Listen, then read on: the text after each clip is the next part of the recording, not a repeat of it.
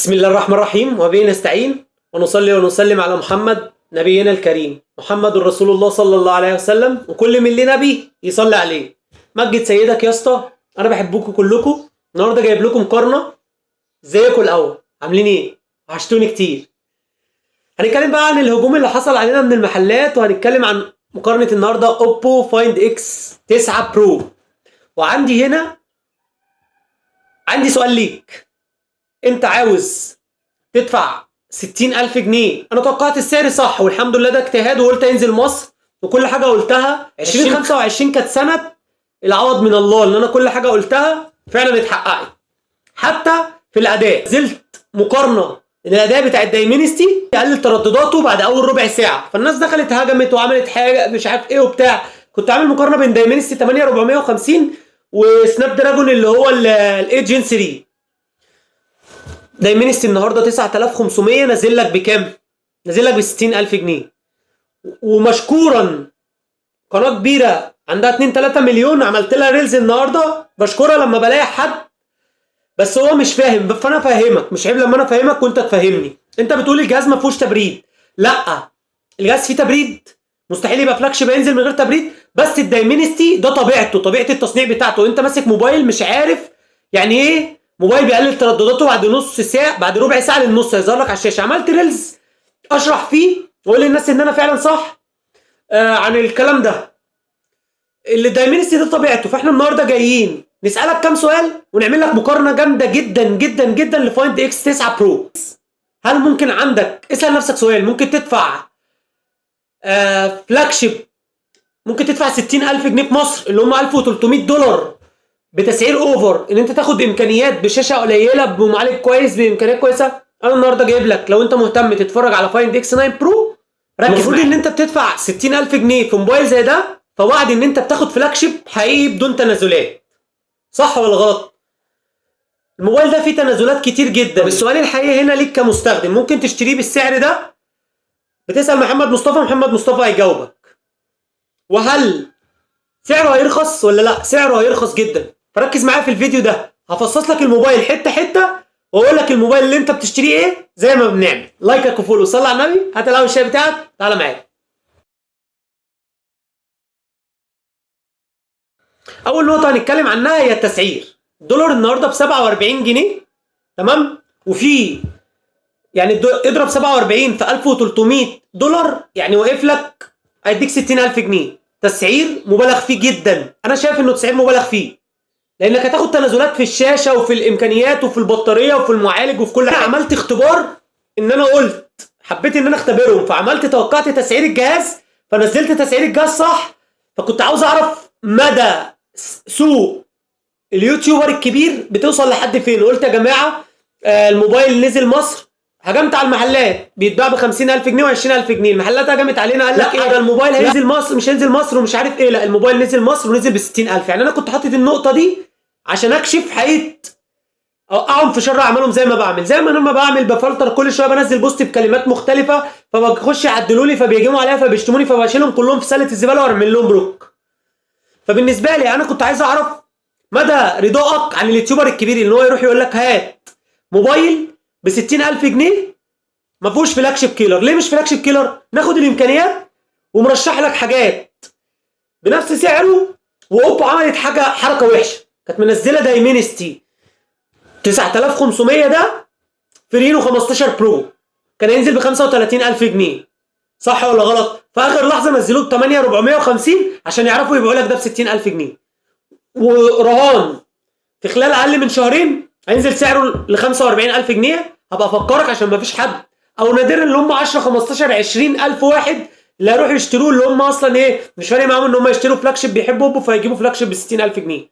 لكن الزبون الواعي والفئه اللي هي القويه والجامده اللي هي بتفهم هي بتشتري ايه وناصحه وواعيه عمرها ما تشتري بالسعر ده. فتقييم للتسعير الاولاني ان هو نازل لك ب 60,000 جنيه 1300 دولار، لا في بدائل جامده جدا فلاج شيب صريح زي ماجيك 7 برو، ماجيك 8 برو هينزل بنفس السعر، هينزل مثلا في رينج 70,000 جنيه. زي مثلا وان بلس نازل بنص سعره. سامسونج اس 23 الترا متبرشم 35,000، اس 24 الترا متبرشم 45,000. النهارده من غير ضريبه سامسونج اس 25 الترا 45000، بالضريبه محلي 55000، وفلاج شيب صريح. صح ولا غلط؟ فالتسعير التقييمي الاولاني 0 من 10. نتكلم بقى تاني حاجه عن المميزات. الشاشه والامكانيات، ان هو فيه اسم خطين اسم اي بي ريت 68 69 كي، تمام. طبعا حمايه كورنينج جوريلا جلاس فيكتس 2، مش حتى بلس اللي نازله في سامسونج، فبالنسبه لي ده عيب. مفيش في الموبايل انعكاسات، طبعا انعكاسات للشاشه في الفلاج شيب، طبعا اللي هي بتعكس الانعكاسات اللي بتنزل مثلا في ايفون 17 برو ماكس، سامسونج اس 25 الترا. ده طبيعي ان انت واخد فلاج شيب تاخد العيوب دي. طب الامكانيات ايه والمميزات ايه؟ عشان برضو ما ظلمت الشركه. 120 هرتز كنت بامل ان هي تبقى 144 هرتز، املود ال تي بي او دولبي فيجن اتش دي ار 10 بلس، كسبت النتسات بتوصل معاك من 3000 ل 3600 نتس، 1 بليون كلر. بس عيوب الشاشه ان الشاشه تحس ان هي 1 بوينت كي، يعني 1 بوينت كي دي انفينكس منزلها لك بكام يا اسطى؟ ب 8000 جنيه. طب انت والفليكر اللي بيحمي عينك، انا دافع فلاج شيب صريح، نفس الفليكر اللي بيحمي عينك هو ده اللي ب 8000 جنيه انفينكس هوت 60 برو اللي هو 2200 هرتز، هو اللي في موبايل ب 60000 جنيه من اوبو. ايه العبث ده؟ ناقص ان الشاشه تبقى فليكر فلاج شيب زي ماجيك 7 برو، وناقص ان الشاشه تبقى كواد زي سامسونج، او حتى 2K زي البوكو اللي لسه هينزل اللي هو نازل ب 30000 جنيه، او حتى الوان بلس. فدي عيوب في الشاشه كارثيه. انا قلت لك المميزات وقلت لك العيوب. مميزات وزن العيوب. طب السعر اوفر. ليه بقول لك السعر اوفر؟ عشان كده. فبالنسبه لي تقييمي للشاشه عشان مميزات وعيوب 3 من 10، مش هعلق عن 3 من 10. نتكلم بقى على المعالج الدايمنستي اللي هو بيديك 3 مليون نقطه. تعال نتكلم بقى بالورق وبالقلم وبالخامات وبالتصنيع. المعالج ده بيديك 3 مليون نقطه. حصل؟ قول لي اه حصل. 3000 يا عم خلالك 3 مليون ونص نقطه، يا عم خلالك 4 مليون نقطه، في اكتر من كده. هو بيديك 3 مليون، مليون من عندي هديه. معالج الدايمنستي ده انا كنت عملت له فيديو وبعتب على يوتيوبر كبير جدا بقاله 12 سنه في المجال، مش عارف ان العيب مش في التبريد في الموبايل ده. عمل الريفيو امبارح، ودي الكلمه اللي خلتني اطلع اعمل لك الريفيو النهارده. بيقول لك التبريد، لا مش عيب التبريد، المعالج الدايمنستي كده. انا لما شرحته على ال 8450 وعملت قلت لك اللي حتى لو معالج 7 جين 4 هيبقى احسن من معالج دايمنستي، لكن ايه الدايمنستي ده بيأدي كاداء مقابل سعر. اللي هو مثلا ايه، انا بروح اجيب شاشه من اي تي اي او شاشه يونيون اير، مع كامل احترامنا مش هقارنها بشاشه ال جي. ضربت لك مثل على الشاشات بسيط عشان في ناس هنا مش عارفه اي حاجه في المحتوى، فبفهمها بابسط الطرق. فبالنسبه لي معالج الدايمنستي بيدي 4 مليون نقطه بعد اول 10 دقائق وربع ساعه. سبحان الله، كل الكلام اللي انا قلته بالظبط قال لك كده في المقارنه بتاعته. كده قال لك كده، قال لك بعد اول ربع ساعه بالظبط بينزل تردداته للنص. يعني انت تجيب معالج تمسكه وتلعب بيه شويه، بعد ربع ساعه ينزل لمليون ونص نقطه. لو هو بيدي 3 مليون نقطه، مع الوقت ال 3 مليون هيبقوا 2 400، ال 2 ربع هينزل لمليون و200 الف نقطه بعد الثلاث سنين. زي ما انا ما قلت بالظبط بينزل للنص وهيقلل للنص لما تضغط عليه، يعني ينزل معاك لمليون و200 الف نقطه. طب ما تريح دماغك وتروح تجيب بوك اكس 7 برو او رينو 12 او رينو 13، ما هو نفس الفايده في الاخر. السناب دراجون قيمه عاليه مقابل سعر، شبكات احسن، بطاريه احسن، امكانيات احسن. فتقييمي للمعالج ان هو نازل لك ب 60000 جنيه 1 من 10. لو حطيت لي سناب دراجون 8 جين 3 اللي هو القديم مش ال 8 اليت اللي الشركات هتحطها، فما تقارنوش بسامسونج 8 جين 4 او 8 اليت اللي نازل جديد او 8 اليت 2 حتى، عشان سامسونج اس 25 الترا هيحط عليه. بس اوبو بتعمل ايه؟ الواجهه الممتازه اللي خدتها من وان بلس لما اشتركت الشركه، طورت واجهه اوبو وموتت واجهه وان بلس. رغم ان وان بلس شركه هي اشتريتها بس من انفينكس كده ودفعت فلوس كتير، عشان ما حدش يعرف ان الشركه دي بتاعت انفينكس، مرازيه الانفينكس عشان الشركه دي كانت بترازيها ومش مهتمه بيها، رغم ان وان بلس بتجيب لها اعلى ايرادات. تخيل بقى من المعالج 1 من 10 على التسعير ده. رأفة بيا ان انا اديت 1 من 10 كمان. نتكلم بقى على سنين الاندرويد، هيديك 5 سنين تحديثات اندرويد، هو بينزل عليه اندرويد 16 وهيوصل معاك ل 21. وطبعا سامسونج ما تستغربش من الجزء دي، سامسونج ايه 17 نازل لك هيوصل لاندرويد 21 معاه. تمام. فالاندرويد يعني كان نفسي يقولوا مثلا 8 سنين 10 سنين يعوضوك في حاجه ثانيه. التصميم ممتاز كتوتال، التصميم عادي يعني مش حلو ولا وحش، فالتصميم اديله 5 من 10. 512 جيجا الرام 16 بره نازل 1 تيرا الرام 16، هنا منزل لي 512 جيجا رام 12. سرعه النقل يو اف اس 4.1، في موبايلات نازله 5.0. ايفون هيكسبوا، سامسونج هيكسبوا، كل اول سنه اوبو احس ان هي بتعك. فتقييمي يعني نديهم 5 من 10 مع بعض. الذاكره والرام والروم والتصميم والاندرويد والكلام ده اديله 5 من 10. ودي اعلى ريت انا هديه في الموبايل على التسعير. البطاريه بقى وسرعه الشحن، البطاريه هنا المفروض ان ده فلاج شيب، فالمفروض ينزل لك على الاقل 140 160 200 واط، مش 120 كمان. لا اوبو معروفه ان هي سرعات شحن مجنونه بصراحه يعني. بطاريه 7500 ملي امبير، شحن سريع 80 واط، شحن وايرلس 50 واط.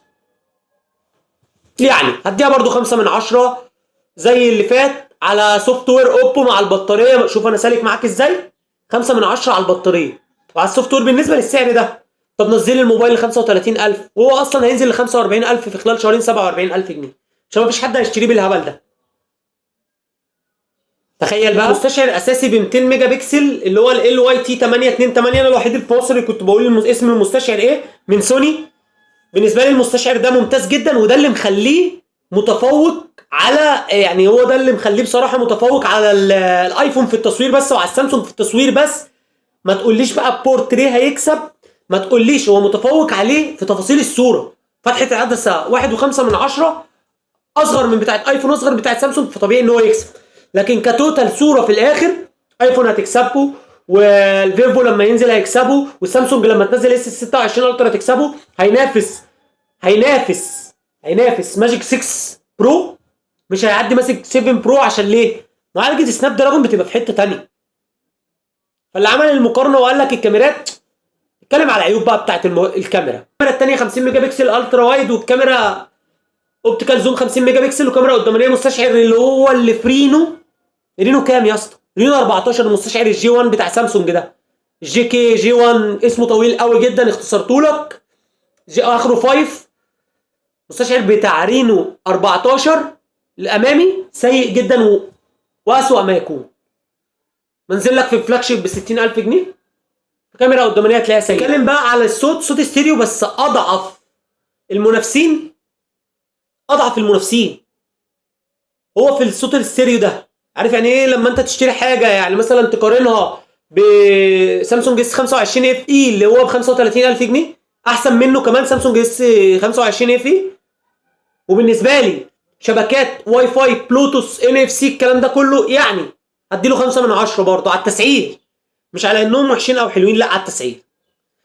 دلوقتي بقى هقول لك 12 ميزه تخليك تشتري الموبايل، عيب يخلوك تتقفل من الموبايل. بص، العيوب الاول ناخدها سريعا كده، ان الشاشه 1.5K ما بيصورش 4K الموبايل. التحديثات عاديه، كان نفسي يبقى 7 سنين تحديثات اندرويد زي سامسونج في نفس سعره. وهنا هنتكلم على الصوت برضو، المعالج اللي بينزل تردداته، التسعير ثم التسعير. فلو جمعت لي كل دول، طبقه حمايه ضعيفه، ما فيهوش طبقه حمايه اللي هي العسكريه المقاومه للكسر. بالنسبه لي كان نفسي تنزل فيكتس بلس 2 ليفل 1 ليفل 4. ما هي ممكن انزل لك كورنينج جوريلا جلاس فيكتس 2 او كورنينج جوريلا فيكتس 2، وهي اصلا بتبقى ليفلات. انت اول مره تعرف مني الجزئيه دي، ليفل 1 ليفل 2 ليفل 3 ليفل 5 على حسب الفلاج شيب. يعني كورنينج جوريلا بتتصنع بتاع 5 6 7 فرزات. شبكات واي فاي مقبولين، تسعير اوفر، سوفت وير تحفه. ناخد بقى المميزات. سوفت وير تحفه، كاميرا اساسيه تحفه، كاميرا قدامانيه ضعيفه. بس عايز اقول لك على حاجه، يعني بطاريه ممتازه، شاشه 1.5K، موبايل ما بيصورش 4K بس التصوير كويس. فبالنسبه لي انا نازل اشتري الجهاز ده من اوبو، اشتري نص فلاج شيب ورايح دماغي، مش لازم ان انا اطلع لفلاج شيب. يعني مثلا ممكن اشتري هو يقارن دلوقتي بوان بلس اللي احسن منه، وانا كده ابقى ظالم وان بلس 13 اللي كان متفوق على سامسونج اس 25 الترا. وان بلس 13 النهارده في مصر عامل 44,000 جنيه بالضريبه، احسن منه. لو التسعير بتاعه نزل ل 45,000 جنيه ينافس، نديله 5 من 10. طب لو نزل ل 40,000 نديله 7 من 10. طب لو نزل 35,000 التسعير الاساسي اللي هو نزل في الصين بره واللي نازل اوفر، يا اسطى انت بتتكلم على $1300 مش لعبه. وعدتني ان انت تديني فلاج شيب يبقى تحط لي امكانيات الفلاج شيب، لكن تافورها وتكبرها في حق نفسك وتعمل حوارات. واليوتيوبر جه هنا اقلع وادفع، ادفع واقلع، ادفع هقلع لك، ويسوحوا الناس. والمحلات نفس القصه، بتهجم علينا هيظهر لك دلوقتي، خليت الكلام ده في الاخر في الشاشه. المحلات نفس القصه، عشان بشتم في رينو 15 ورينو 15 برو ربنا ظهر الحق خلى يوتيوبر كبير يقول نفس القصه اللي احنا قلناها في المعالجات، وان الموبايل ما يستحقش سعره بده. كل ان الفضل بيد الله يؤتي من يشاء. بس انا زعلان منكم كلكم عشان ما بلاقيش حد لما بيهجم عليا بيدافع عني. زعلان منكم عشان اليوتيوب يستحق ان احنا نوصل ل 100,000. نستحق. لو عجبك الفيديو لايك وفولو، صلى على النبي، ومع السلامه.